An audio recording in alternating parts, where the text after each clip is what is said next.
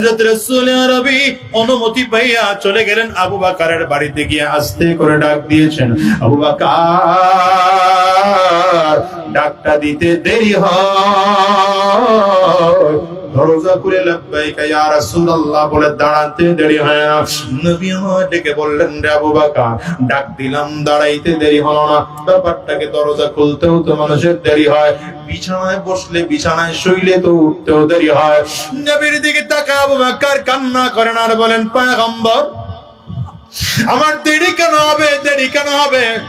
না না আমি কোনদিন, আপনি যেদিন থেকে বলেছেন যে কোনদিন হিজরত করে মদিনায় যাওয়া লাগতে পারে, সেই দিন থেকে আরম্ভ করে আমি কোনদিন বিছানার মধ্যে পিঠ লাগায় ঘুমাই না। আমি আমার সন্তানদের কাছ থেকে বিদায় লইয়া দরজার মধ্যে পিঠ লাগায় আমি ঘুমাই। আমি আমার ডাক দিতে দেরি হয়, আমি আবু বকরের যেন দাঁড়াইতে দেরি না হয়। রাসূল আরবী কয়, আবু বকর চলো হিজরতে রওনা করা লাগবে। আবু বকর নেমে হাঁটা শুরু করেছে।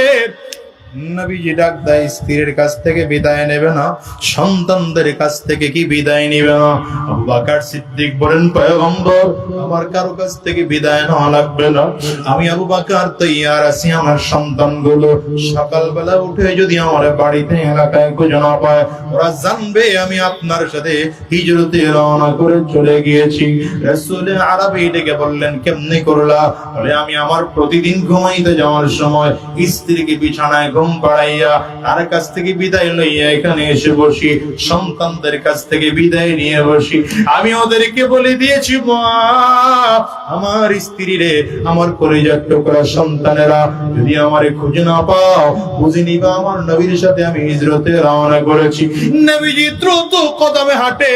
নবীজি তাকায় দেখেন আবু বকর আমার নবীর ডানে ডানে ডানে ডানে হাঁটে, আবার যেন পাগলের মতো করে দৌড়াইয়া নবীজির বাম সাইডে সাইডে হাসে, আবারও কখনো নবীজির সামনে সামনে হাঁটে, আবার কখনো নবীজির পেছনে পেছনে হাঁটে, একবার ডানে একবার বামে, একবার সামনে একবার পেছনে, বারবার বারবার করে করে পাল্টাইতেছে। আবার নবীজিকে কয়, রে আবু বকর কি ব্যাপার, একবার ডানে হাঁটো, একবার বামে হাঁটো, একবার সামনে একবার পেছনে, এক সাইড দিয়ে হাঁটলেই তো হয়। আবু বকর সিদ্দিক চিল্লা কাঁদতে আরম্ভ করেছে, ওগো নবী আমার,